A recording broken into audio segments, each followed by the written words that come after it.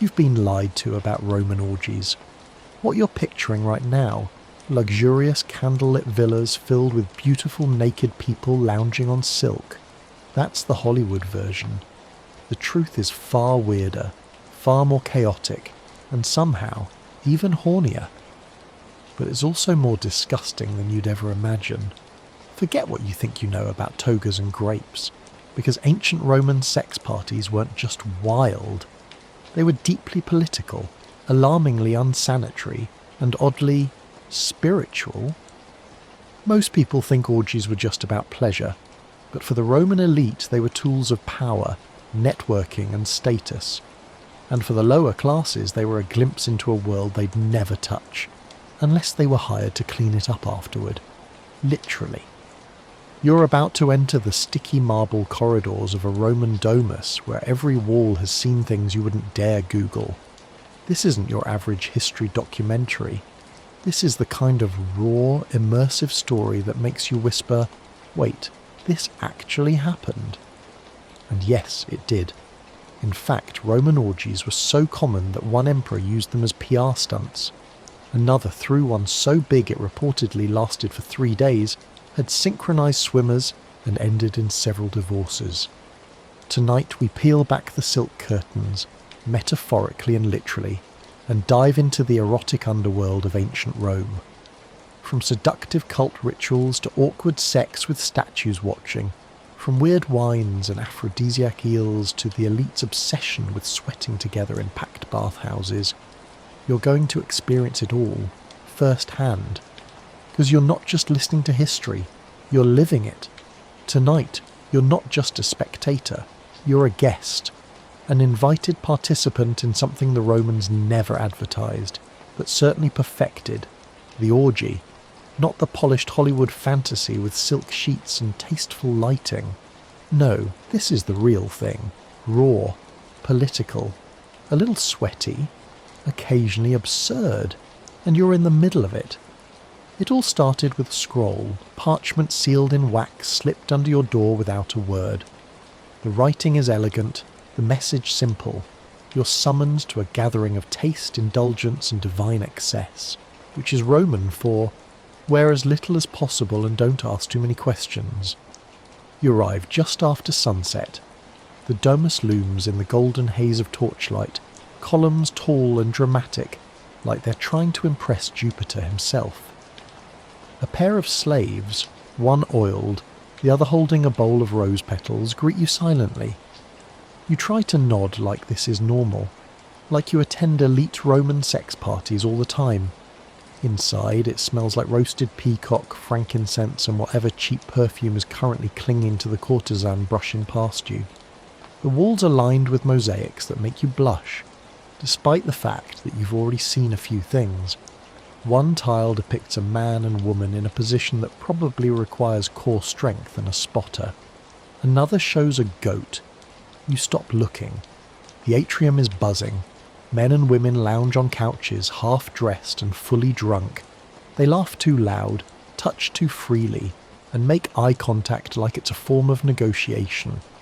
The host, Senator Publius Glabrio, a man with more wine than morals, raises his goblet at you from across the room. Don't be shy, he calls. Even the Vestal virgins would blush at what's coming. You doubt that.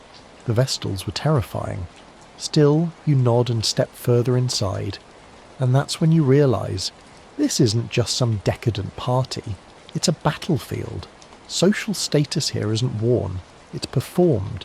Who you sit with, who you drink with, who you disappear behind a curtain with, it all matters. The elite didn't host orgies just for fun. They used them like political tools. Want to curry favour with a senator? Sleep with his wife and make sure he knows. Want to bury a rival? Catch him in a compromising position and circulate the gossip. The Roman rumour mill had no chill and orgies were its fuel. A tray of oysters passes by. You grab one. Aphrodisiacs, they say. Not that you need encouragement. There's a woman across the room currently licking honey off her fingers, like it's a religious ritual. Maybe it is. Bacchus would approve. You spot a famous poet reciting verses about desire while trying to remove his sandal with one foot. Nearby, a merchant argues with a gladiator about the price of cinnamon. Everyone is half naked and entirely unpredictable, and you're overdressed and underprepared. Then come the masks. A slave hands you one, lacquered wood, painted with gold leaf and shaped like a grinning satyr. You hesitate. She leans in and whispers, "Put it on. You'll enjoy the party more if no one knows who you are." You slip it over your face. Suddenly the room becomes something else entirely. No more names, no more rank, just sensation. Laughter echoes, fabrics rustle. Somewhere, someone plays a flute badly. A pair of dancers twirl in front of the brazier, shadows leaping across the walls like ghosts with stage fright. You lose time, and that's the point. These nights weren't designed for clarity, they were designed for release, for escaping duty, decorum, and that nagging sense that everything in Rome was slowly collapsing. The Republic had fallen. Emperors came and went, some more stabby than others. If you couldn't count on stability, you could at least count on debauchery. The Romans saw sex as sacred and practical. A bodily function, sure, but also a celebration of fertility, beauty, and the gods' questionable sense of humour. Venus, Bacchus, Priapus, they all watched from above, or in statue form from the corners of the room, which is mildly uncomfortable but very on brand. At some point you find yourself beside a marble fountain filled with floating figs and wine. Someone kisses your neck, someone else hands you a cup. There's laughter, music, then more laughter, then a goat in a wreath. You stop asking questions. When the sun finally rises, the party looks like a battlefield of silk and skin. Slaves move quietly, collecting goblets and refilling incense burners. You lie on a pillow, your mask cracked in half beside you, your body aches, your mind races. A figure stands over you, your host, grinning like a man who knows too much. "Same time next week?" he asks. You nod. Because in Rome, what happens at the orgy doesn't stay at the orgy. It follows you. Into the forum, into the Senate, into the whispered conversations of every bathhouse and bakery in the city. You wake up slowly, your mouth tasting like bad wine and worse decisions. Your limbs ache in places you didn't know had joints. The marble floor beneath you is cool and somehow still sticky. You sit up, groaning like an old senator during tax season. There's a toga draped over your legs. You're not sure if it's yours. Nearby, someone is snoring into a platter of olives. You recognise the senator's wife curled up beside a half-eaten melon. Her hairstyle is immaculate. Her dignity, questionable. The party is over, but the aftermath is its own performance. Slaves step around sleeping bodies like dancers in a silent ballet. The atrium smells like rose oil, incense, and something vaguely sour you'd rather not identify. You're handed a towel, a nod, and a fresh goblet of watered wine. No words, just routine. Like they've cleaned up this particular disaster before, probably weekly. But here's the thing about Roman orgies. They didn't end when the wine ran out. That was just intermission. You're invited, correction, summoned to the baths. Not the public ones with shrieking children and retired gladiators loudly recounting imaginary victories. No, these are private baths, hidden behind a columned courtyard, reserved for Rome's elite. Senators, generals, philosophers with more libido than logic.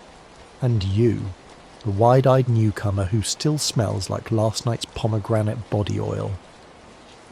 The bathhouse is quiet, steamy. The air hangs thick with eucalyptus and the distant sound of someone arguing about Stoic ethics while being exfoliated. You step into the tepidarium, the warm room, and immediately wish you hadn't. Not because of the heat, but because of what you see. A banker is being massaged by two twins who look suspiciously like the Vestal Virgins you were told not to make eye contact with. A retired legionnaire is talking loudly about love potions while someone paints his toenails. and in the corner a young patrician is whispering scandalous poetry into the ear of a senator's son, who responds only by flexing. No one seems fazed. The Romans didn't see nudity as taboo. Bathhouses were social centres, gossip hubs, and, frequently, soft-core diplomatic battlegrounds. Deals were made, affairs were begun, and vendettas were occasionally resolved with passive-aggressive loofahs. If the forum was where Rome governed, the baths were where it really happened. You slide into the water, careful not to brush against anyone whose name you can't remember. The warmth seeps into your bones, washing away last night's regrets, or at least muffling them. A servant offers you a plate of dates and salted nuts. You eat because it's polite, and because you're not entirely sure when you last saw solid food. Two men near you are discussing the emperor's latest scandal, something about a chariot race, a slave with suspicious tattoos, and an inappropriate flute solo. Standard fare. You nod along, pretending to understand, and then he enters. Lucius Silanus, richer than Neptune, more dangerous than raw oysters in July. He's the kind of Roman who doesn't walk, he glides, always with a smug smirk and at least 3 lovers in his wake. Today he's draped in a towel that cost more than your family farm, and wears a ring you're fairly certain was stolen from a temple. He spots you. You're the one from Glabrio's little soirée, he says, lounging beside you like a lion preparing to ruin someone's entire year. You tried to play it cool. It wasn't much of a soirée, you say. Felt more like a circus without the animals. He grins. Oh, the animals were there, you just left too early. He's testing you, seeing if you're sharp or just another wide-eyed provincial looking for a shortcut to power. This is how it starts, with veiled barbs, flirty insults, and steam thick enough to hide a body. Lucius leans in. You know, the real parties happen after the baths. You raise an eyebrow. Orgies after the orgy? He chuckles. No, my friend. Politics. The real seductions come when the towels are back on. That's when the games begin. And just like that, you're pulled into the next level. Because in ancient Rome, sex wasn't just for pleasure. It was a language, a tool, a weapon. And you're learning the dialect one scandal at a time. You leave the bathhouse feeling cleaner in body but stickier in conscience. Someone has already invited you to a dinner party. Another pressed a coin into your palm with a wink. A third asked if you believed in love, then immediately slipped on an oil slick and knocked over a senator. You didn't answer the question. Back at your apartment, the air is dry and quiet. You light a lamp. The flame flickers against the wall, casting long shadows over your modest furnishings. You pour yourself a drink. You think about the night before, the heat of the bath, the smirk of Lucius, the smell of figs and frankincense, the cracked mask on the marble floor. And somehow, you know this is only the beginning. Because in Rome, reputation is everything. And yours is just starting to take shape. Carefully, seductively, with whispers, glances, and a calendar that's already filling up with invitations. You lie back, the soft creak of your bed the only sound in the room. Tomorrow will bring more masks, more games, more danger wrapped in silk.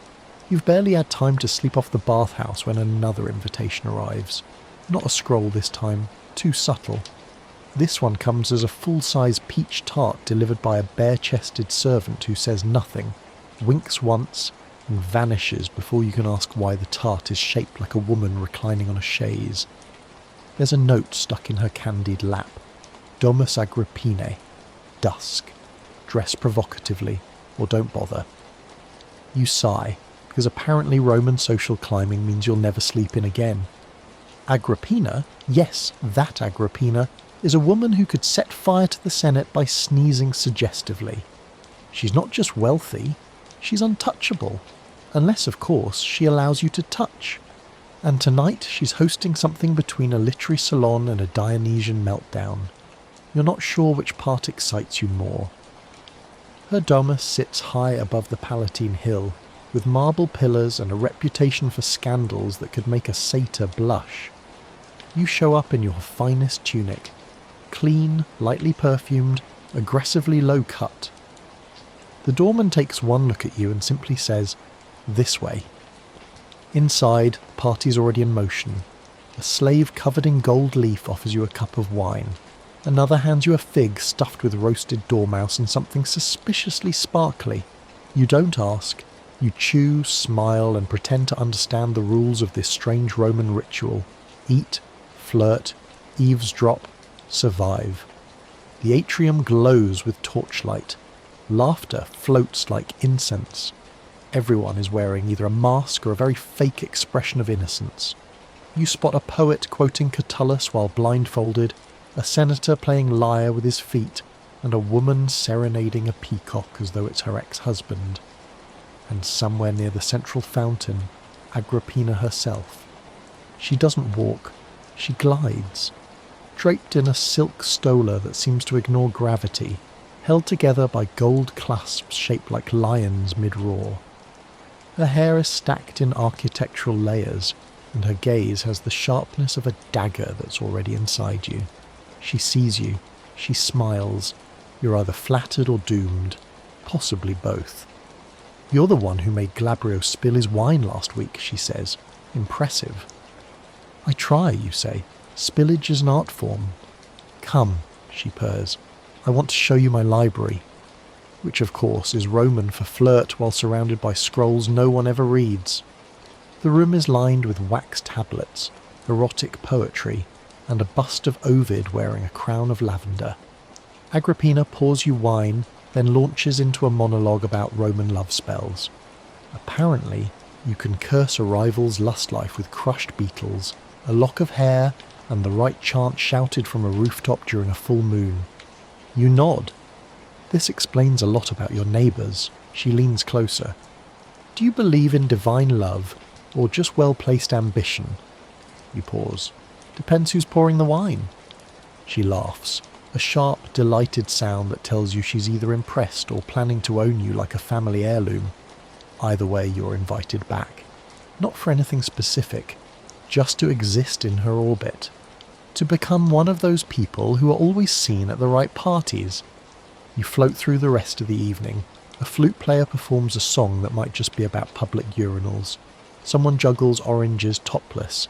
A philosopher lectures on the importance of self-restraint while licking honey off his own arm. And you're soaking it in.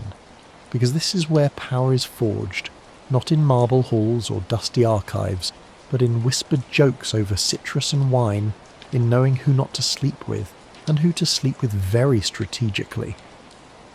You return home just before dawn, your head buzzing with rumours and your tunic stained with something purple you hope was wine. You're too tired to undress. You lie on your back, stare at the ceiling and smile, because tonight Agrippina remembered your name. That's currency. That's Rome. You drift off thinking about her library, those masks, and the way reputation shifts in the candlelight like shadows, sometimes flattering, sometimes terrifying. You wake up with a fig leaf stuck to your face. Again. It's not clear whether this is a sign of divine favour or just the universe telling you to hydrate. You peel it off slowly, your skin still sticky from sweat, incense, and the kind of oil that smells vaguely like rosemary and regret. There's a drum echoing in your head, or maybe that's just the aftershocks of too much honeyed wine. Either way, you're lying half naked on a marble floor in someone else's villa, and you can't remember if you were part of a sacred rite or just an unusually theatrical drinking game. This is how every story of the Bacchic rites begins. You didn't exactly plan on becoming part of a cult. You were just trying to impress a woman at a banquet. She had olive eyes, a voice like crushed velvet, and a necklace made entirely of tiny golden satyrs in extremely inappropriate poses. You asked her what she was doing later. She said, "Meeting the god." You assumed it was a euphemism. It was not. Now here you are, deep in a grove outside Rome, surrounded by masked figures draped in ivy and nothing else. The air is thick with incense, wine vapour, and the kind of mystery that makes senators pass laws against things they don't understand. A priestess walks past you. She smears a line of purple dye down your chest and mutters something in Greek. You think she said, "Let go." Or possibly, "Don't eat the pine cones." It's hard to tell. The Bacchic rites are many things: ceremony, celebration, chaos, and yes, orgy. But not the way you might think. These aren't the choreographed pleasure parties of polished marble and polite applause. These are wild, animal, primeval feasts of flesh and spirit meant to unhinge the soul. They're less about seduction and more about surrender. You're handed a goblet. It's shaped like a satyr's head and smells like 6 kinds of bad decisions. You drink it anyway. The wine is thick, spicy, and slightly fizzy, likely fermented in a barrel that previously stored regret and ambition. And then it begins. The drumming, the circling, the chanting, the flute, shrill and winding like a snake's dream. A woman howls into the night, not in pain or pleasure, but like she's summoning something. Another man climbs a tree and recites poetry about licking the moon. This isn't a party, this is a portal. Bacchus, god of wine and ecstasy, doesn't arrive with a whisper. He arrives with a roar. You feel it in your bones as your body starts moving. No rhythm, no technique, just raw motion. Sweat pours, hair whips, clothes vanish. At some point you're wrapped in ivy and shouting the name of a god you're not sure you believe in. The masks come out next. Bright, bizarre, grinning things that look like they were painted by someone mid-meltdown. You put one on. The moment you do, something shifts. You're no longer who you were. You're a vessel, a character, a creature in a play written by madness and performed by moonlight. The priestess leads a chant. Others join. You don't know the words, but you chant anyway. Your voice blends with theirs, rising like a swarm of bees possessed by theatre mages. And just like that, you are part of the hive mind. Around you, bodies collide. Not in violence, but in strange, sacred joy. People dance with shadows, kiss statues, anoint themselves with wine and oil and laughter. Someone paints your arm with crushed berries. Someone else tells you a secret you immediately forget. It's not about memory, it's about release. The Roman Senate once tried to ban these rites. In 1860 BCE, the Senate passed the Senatus Consultum de Bacchanalibus, an edict outlawing Bacchic worship across Italy. They claimed it was corrupting youth, subverting morals, threatening the state. And maybe they were right. After all, if citizens start finding ecstasy in forests instead of politics, how long before they stop obeying altogether? You lie back on the grass, heart thudding, and watch the stars twist. A man wearing nothing but goat horns lies beside you, whispering the names of lost cities. A woman with a snake tattoo sings lullabies to a jug of wine. And in the distance, a naked flute player climbs a tree and declares himself consul of the moon. It's one of the most peaceful moments of your life. The rite goes on, hours pass, or maybe days. Time doesn't exist here. Only rhythm, only ritual, only surrender. You sleep for a while beneath a fig tree, then wake up to someone pouring wine into your mouth and blessing your kidneys. Eventually the music fades. The chants grow softer, the masks are removed, people hug, cry, laugh.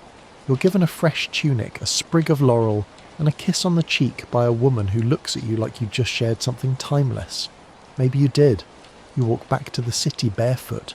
Your sandals are somewhere in the grove, likely repurposed as sacred symbols or makeshift headwear. As you cross the threshold into civilization again, everything feels muted. The buildings are too square, the voices too flat, the gods too far away. But you carry something with you now, a looseness in your joints, a twinkle in your eye, a secret knowledge that beneath Rome's marble and muscle, there's always a pulsing wildness, ready to erupt. Back at your insula, you wash the berry juice off your arms and stare into a bowl of still water. Your reflection looks different, calmer, wilder. like someone who has been kissed by a god and survived. You crawl into bed as the city around you murmurs to sleep.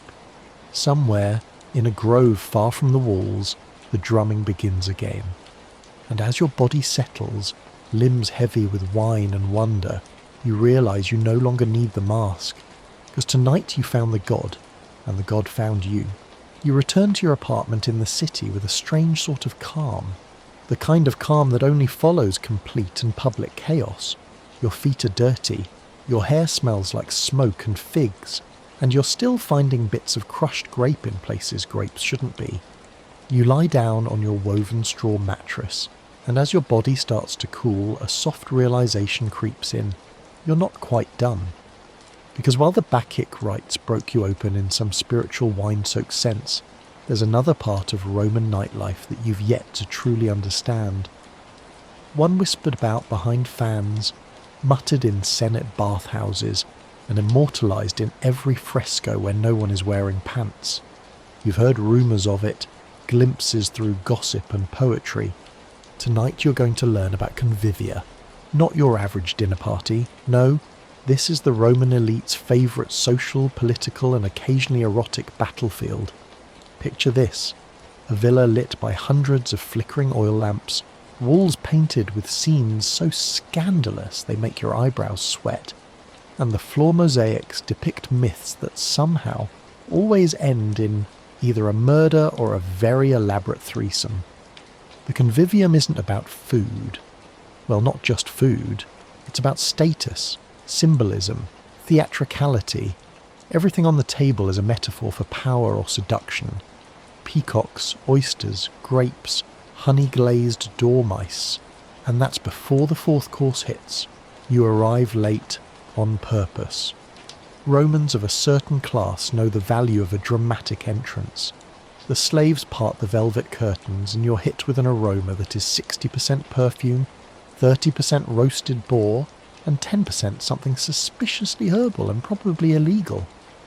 Laughter ripples like water across the room. Reclining couches curve around the table in a perfect U-shape. You're assigned a place on the lectus medius, not quite centre stage, but close enough to hear the dirty poetry being whispered by the man in the golden wreath. To your left, a merchant's wife with a laugh like a horse and a necklace worth more than your entire street. To your right, a poet whose only goal tonight is to seduce someone before dessert. Across from you, a general who hasn't blinked since you arrived, probably trying to intimidate the soup. The courses come slowly, extravagantly. You sip wine mixed with herbs and lotus extract, nibble at honey-roasted songbirds, and try to ignore the fact that the appetizer might be blinking. Every dish comes with a story. This is the very boar that wandered through the gardens of Antinous. These lentils were soaked in sea foam from the shores of Alexandria. This cheese was blessed by a Vestal virgin, possibly. Somewhere between the pickled eel and the candied nuts, the entertainment begins. First, a singer, then a nude flute player, then a performance where two actors pretend to be Mars and Venus caught in an affair by a very judgmental Vulcan, who somehow ends up naked and wearing goat hooves. You're not sure what message this play is supposed to convey, but the applause is enthusiastic and a senator throws a fig in approval. The conversation turns lewd, then philosophical, then lewd again. Someone proposes a toast to the goddess of pleasure, and someone else suggests they summon her through interpretive dance. This is considered a reasonable idea. You're handed a tiny cup of something thick, sweet, and lightly buzzing. A spiced aphrodisiac, you're told, made from date syrup, pepper, and the tears of a very tired pharmacist. You drink it because it's rude not to. Your tongue goes numb. It's probably working. Then someone proposes a game. Not the kind with dice, not the kind with rules, the kind with boundaries that melt away the moment the lamps are dimmed. You're drawn into a circle. The couch is pushed aside, cushions piled like clouds. A host announces the start of the sacred round. This, you're told, is a reenactment of an ancient myth where Jupiter hosted a banquet for all the gods and things got divine. Each guest is assigned a role. You are Mercury, messenger of the gods, and apparently also the guy who has to wear wings on his sandals and deliver wine. The merchant's wife is Juno. The poet gets cast as Pan and takes this opportunity to immediately remove his tunic and begin strumming a lyre with his teeth. The line between play and reality begins to fade. You laugh until your sides hurt. You flirt until your neck is warm and your words are soft. Fingers brush, eyes linger, whispers travel like candle smoke. Someone braids flowers into your hair while reciting lines from Ovid in a voice that makes your bones hum. But here's the real magic. It's not just about pleasure, it's about transformation. For one night, everyone is someone else. A god, a muse, a myth reborn. Hierarchies bend, masks fall off. Not the painted kind, but the social ones.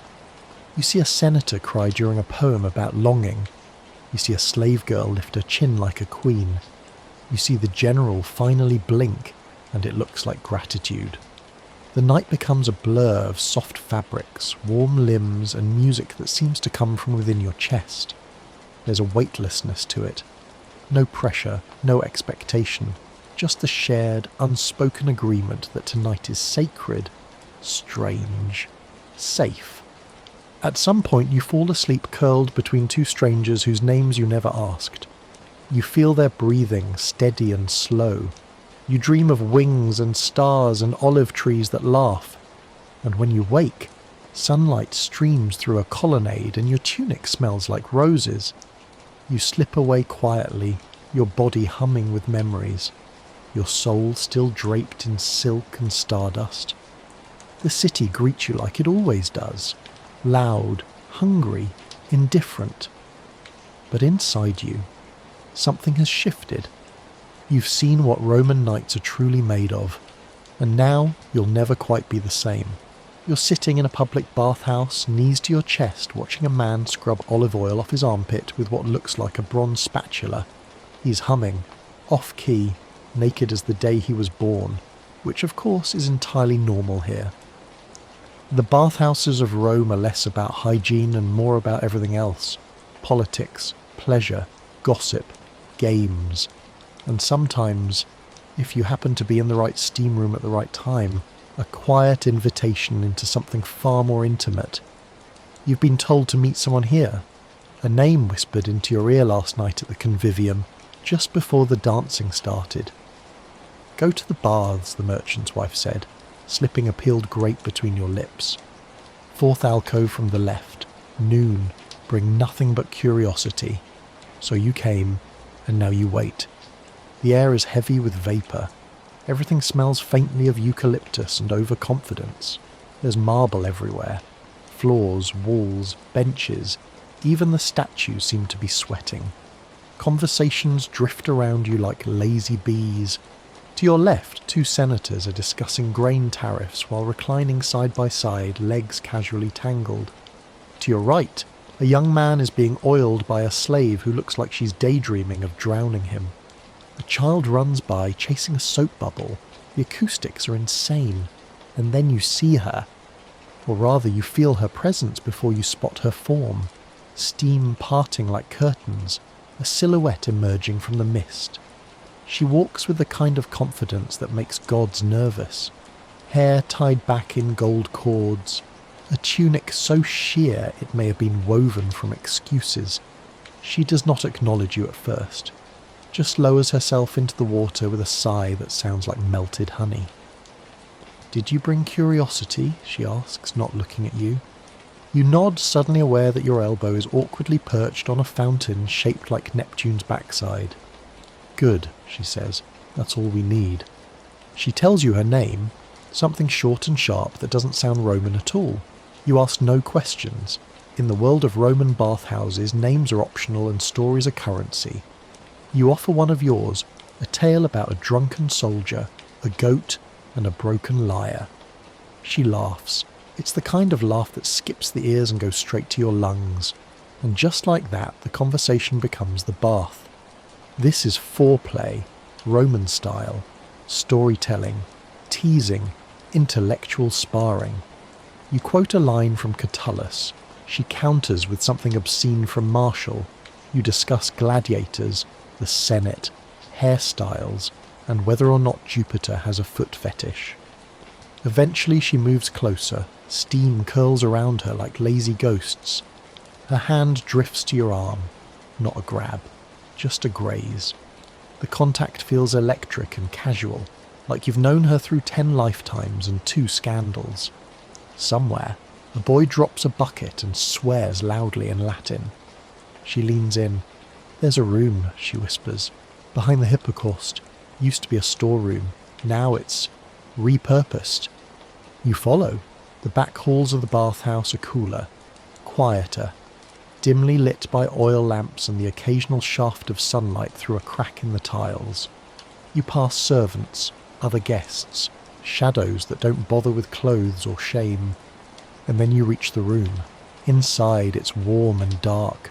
Cushions piled in corners, a shallow pool reflecting the light like a living mirror. On the wall, a faded mural of Venus rising from the sea, smiling like she knows every secret you've ever tried to hide.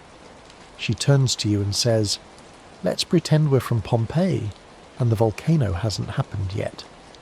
You don't ask what she means. You just begin. Time stops, or rather it moves sideways.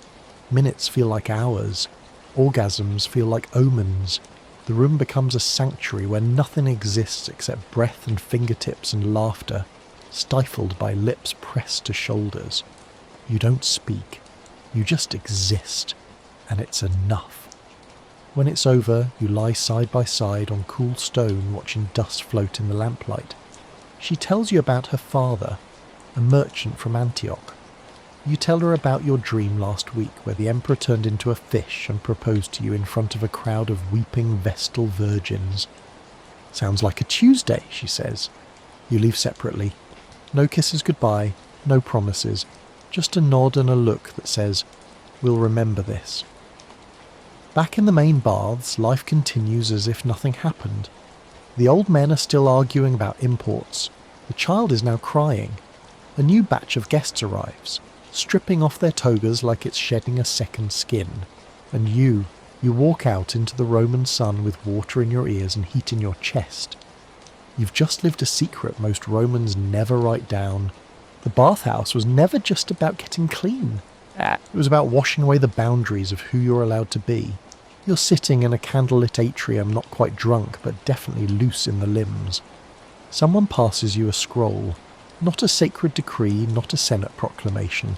No, this one's handwritten, stained with what you hope is wine, and starts with the line, "Her tongue is sharper than her husband's sword." Welcome to the world of Roman poetry salons. By day, these gatherings appear scholarly, maybe even boring. A few intellectuals reclining on cushions sipping watered wine, debating whether Virgil or Horace had a better grip on dactylic hexameter. But by night, oh friend, by night this turns into something else entirely. You're not here just to listen. You're here to be seduced by rhythm, by wordplay, by the sheer audacity of language so filthy the walls might blush. The host tonight is a playwright with terrible breath and brilliant ideas. His atrium smells like ink, lemon oil and ambition. His walls are covered with faded frescoes of nymphs doing unspeakable things to satyrs. He greets you like an old friend, even though you've never met, then introduces you to everyone by the pseudonym you drunkenly invented last week. You're Lucianus the Lusty now, apparently. Everyone else has a title too. There's Gaia the Whisperer, Felix the Fork-Tongued, and a bald man they just call the Goat. You decide not to ask. Tonight's theme is desire and decay. That's what the host announces as he rings a tiny bronze bell. You sit back, sip your wine, and brace yourself. The first poet steps forward. A tall woman draped in crimson linen who proceeds to recite a poem about love, aging, and cucumbers. It's more moving than you expect. You applaud, mildly disturbed.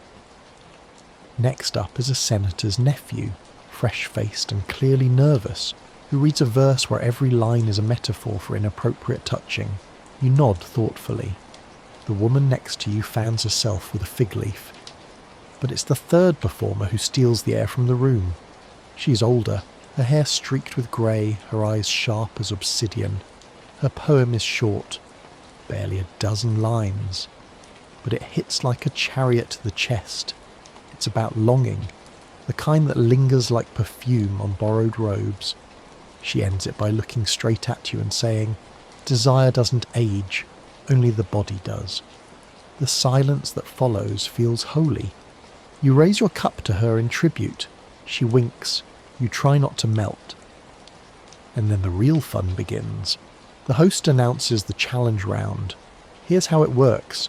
Someone names a subject, someone else assigns a form, and a third person chooses a random phrase to be included. Tonight's prompt: love in the time of constipation, written as a tragic ode featuring the line, "I tremble like a fig in the storm." It should not work, but it does. One by one, guests throw themselves into the challenge. The poet from earlier acts out her verse like a goddess overcome by digestive woe. The goat, yes, him, delivers his entry with surprising elegance and ends it by removing his tunic. Applause erupts. A man starts playing the lyre with his elbows. Then someone shouts, "Lucianus, your turn." You're pushed forward before you can protest. A scroll is thrust into your hands. You glance down. The ink is fresh. The words, not yours, they rhyme badly. You clear your throat, look up at a room full of half-drunk degenerates disguised as scholars, and you begin. It's terrible, and somehow brilliant. You pour every ounce of ridiculous passion into those absurd lines. You pantomime. You clutch your chest. You fall to your knees in fake agony. By the end, 2 people are crying, 1 person is clapping with their feet, and someone whispers, "This is what Ovid would have wanted." You win a fig tart. The celebration that follows isn't loud. It's slow, indulgent. Conversations spiral into whispered stories. Someone sketches you in charcoal on a napkin. Someone else feeds you almonds one by one. A girl sings a tune that sounds ancient and a little haunted. And in between the laughter you start to realise something.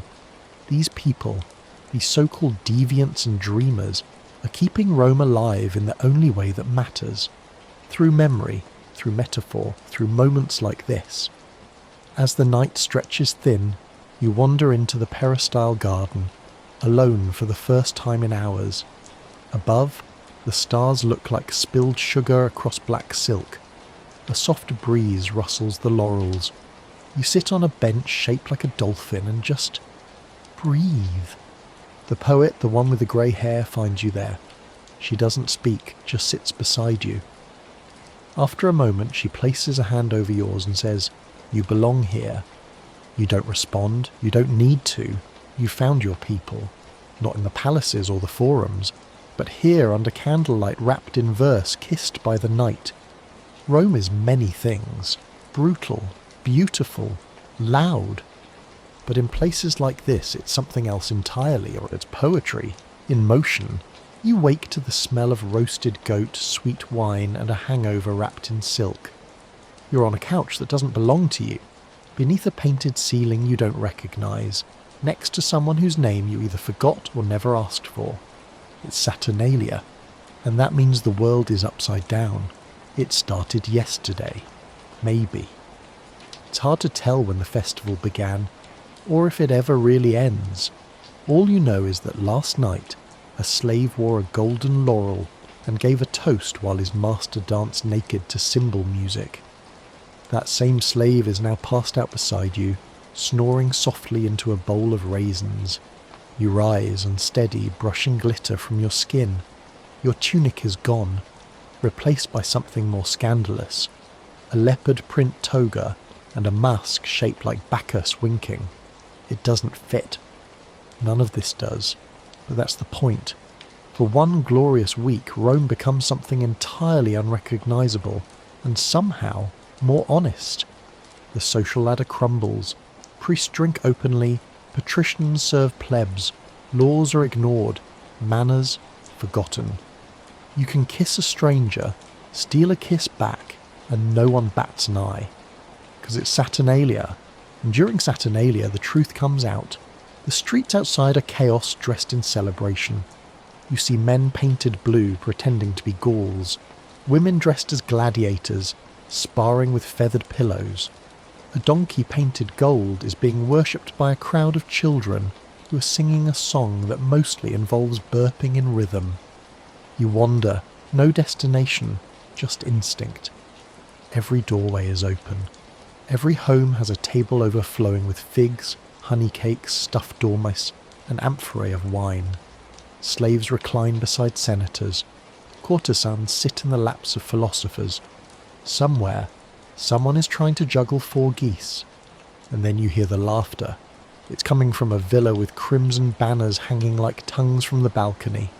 A man in a wolf mask waves you inside. You enter, and you're swallowed by it. The villa is candlelit chaos.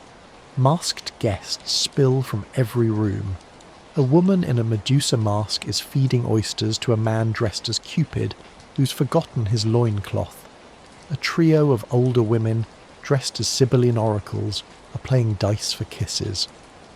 In the corner, someone is sketching naked guests mid-embrace on a wax tablet, offering to immortalise your climax. You try to remain calm, but calm is not an option. You're handed a cup of something that tastes like honey and regret. Someone kisses your cheek, whispers something in Greek, and vanishes into a tapestry. The host appears, a man dressed entirely in vines and confidence.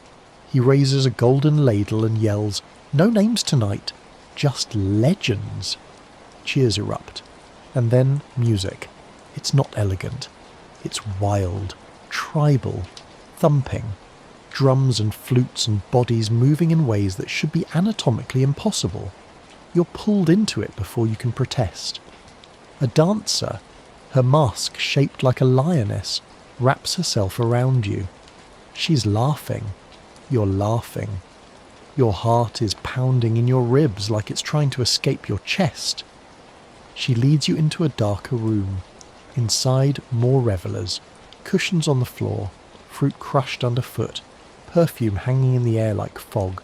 There's no judgment here, no expectation, just sensation, just release. You don't know how long you're there. Hours? A lifetime? At some point you remove your mask, so does she. You recognise her, a merchant's daughter. You met her once at a wedding years ago. She used to stutter. Now she speaks in poetry. She touches your cheek and says, "Don't tell me your name. Just remember mine." You do. Eventually dawn peeks through the villa's windows. Pale light touches wine-stained sheets, broken lyres, bare feet, and scattered laurel leaves. The room smells of oranges and sweat and memory. People are asleep in each other's arms, across benches, under tables. The host snores in a wine barrel. You slip outside. The streets are quieter now, but not silent. A child in a Jupiter mask waves at you. A woman with smeared lipstick is feeding bread to a pigeon from her sandal. Somewhere, a priest is giggling into his robes. You walk home barefoot. Every step feels like a secret. Because Saturnalia isn't just a holiday. It's a glimpse of a Rome without chains. No status, no shame, no masks. And while it only lasts a few days, the memory, that lasts forever. You're ushered through a marble doorway that no one else seems to notice. No guards, no markings. Just a quiet nod from the eunuch in turquoise silk and a swift motion of his hand, brushing aside a velvet curtain. You hesitate for a moment, partly out of suspicion, mostly because your feet are still sticky with honey from whatever that last hallway was.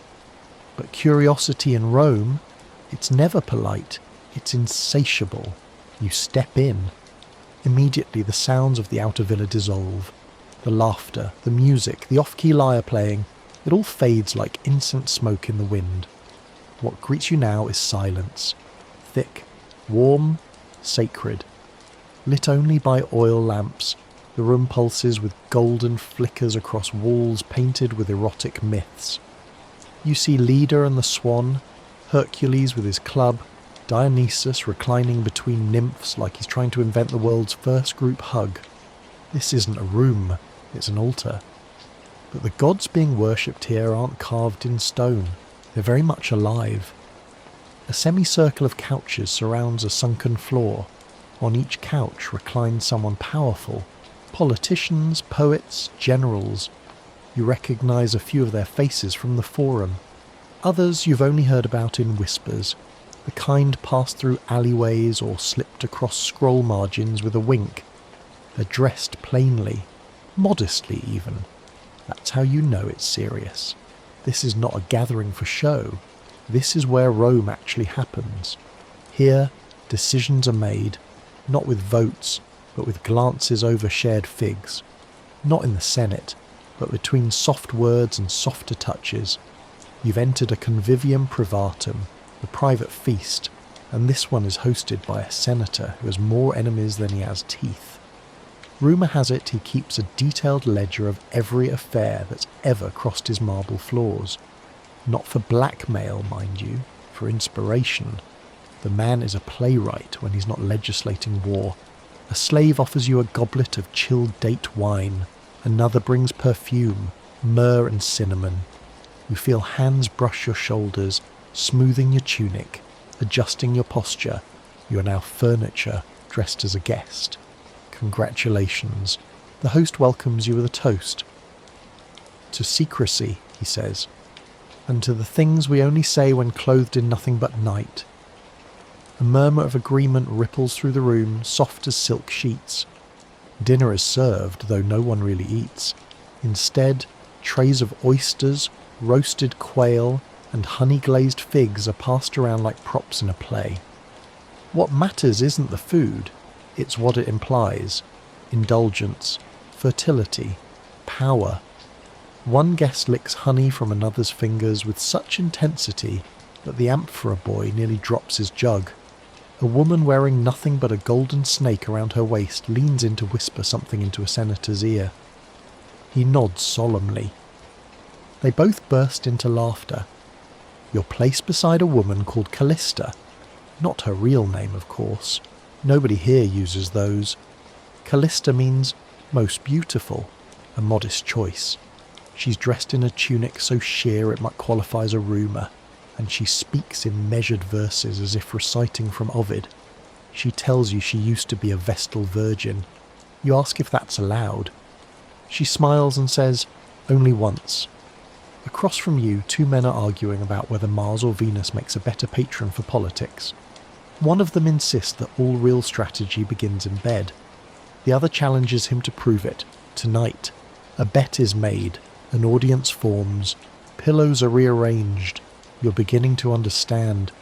This isn't about sex, not exactly. It's about power, transformation, the ability to unmask, not just to reveal the flesh, but to shed the public self like a snake's skin. In this room, you aren't defined by rank, status, or toga stripe. You're defined by what you dare to do. Callista takes your hand and leads you away from the couches, into another chamber, smaller and candlelit. She doesn't ask your name, instead she asks, "What haven't you told anyone in 5 years?" You freeze. That's the price of admission here, vulnerability. You're not expected to conquer, you're expected to surrender, honestly. So you tell her, something stupid, something real, and she listens like it's scripture. Later you'll talk about politics, philosophy, the decline of public baths. But for now, she pours you another glass of wine and tells you about her first kiss. You trade stories like emperors trading provinces. Neither of you needs to impress, there's no one left to pretend for. Eventually you return to the main room. Some guests are asleep in one another's arms. Others recline quietly, exchanging massages or discussing Cicero's latest blunder in the Senate. No one leaves, not yet. Because once you cross into this space, ordinary Rome feels impossible. Too loud, too fake, too sharp. Here, everything is softened, muted, not in a lazy way, but like a painting brought to life, where every movement is a brushstroke and every touch is its own little revolution. A woman reads from a scroll. It's an erotic epigram, one so delicately worded that no one dares breathe until it ends. When she finishes, the room doesn't clap. It sighs. You lie back. The pillows are warm, your limbs are heavy, you smell cardamom and sweat and candle smoke. Someone beside you is whispering a story about the Empress Messalina and her midnight disguises. Another person gently strokes your hair, as if you were born to be touched. You don't even turn to see who it is. It doesn't matter. Because in this moment you're not a citizen, you're not a name, you're not even you, you're just here. Software, human, and briefly, beautifully free. The villa is quiet now. You don't remember when the music stopped, just that it did. No more lyres, no more flutes, no more voices competing for laughter or attention. Now only the soft rustling of silk as someone shifts on a cushion, the clink of an amphora being tilted for the final few drops, a murmur here, a sigh there. You stretch, your bones creaking like an old door. The air smells like wine-soaked citrus, roses gone faint, and the smoke of extinguished lamps.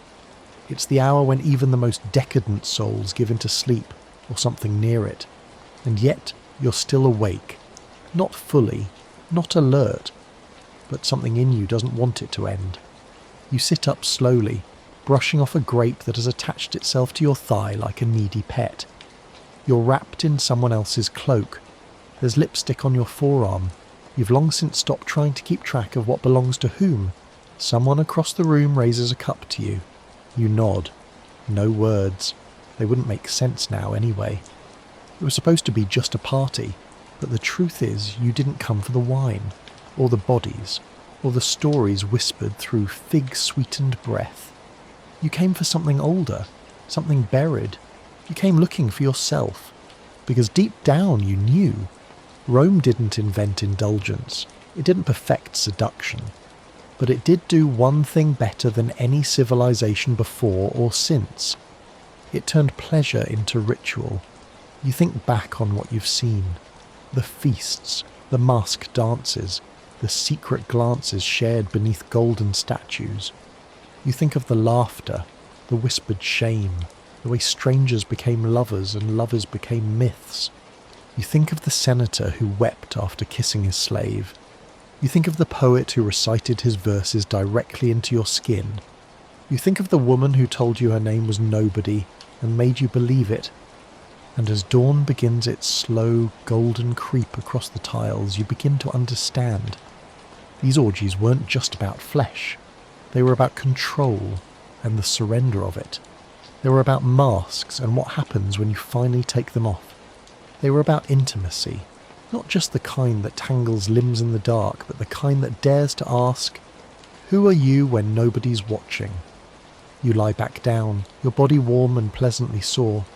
A woman sleeps beside you, curled like a cat. You don't know her name. She smells like clove and sunlight. Her hand finds yours in her sleep. You let it stay there. Outside, the city stirs. A cart clatters on stone. A rooster crows. Somewhere a child is crying. Rome continues. It always does.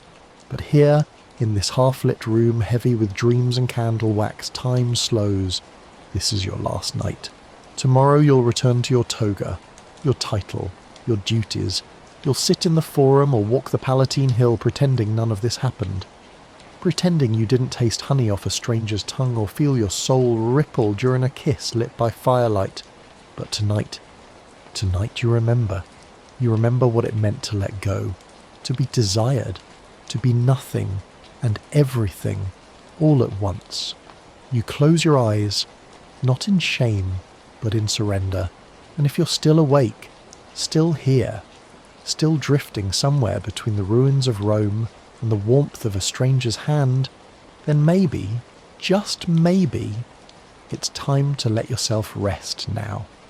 You've travelled far through marble halls and whispered names, so if this story kept you company, if you made it this far, maybe take a quiet moment now to like the video, subscribe for more strange and beautiful histories like this one, and leave a comment telling us where you're listening from. It's always lovely knowing where our travellers drift in from. Now let your mind settle, let the torches fade, and drift gently back into the sands of time.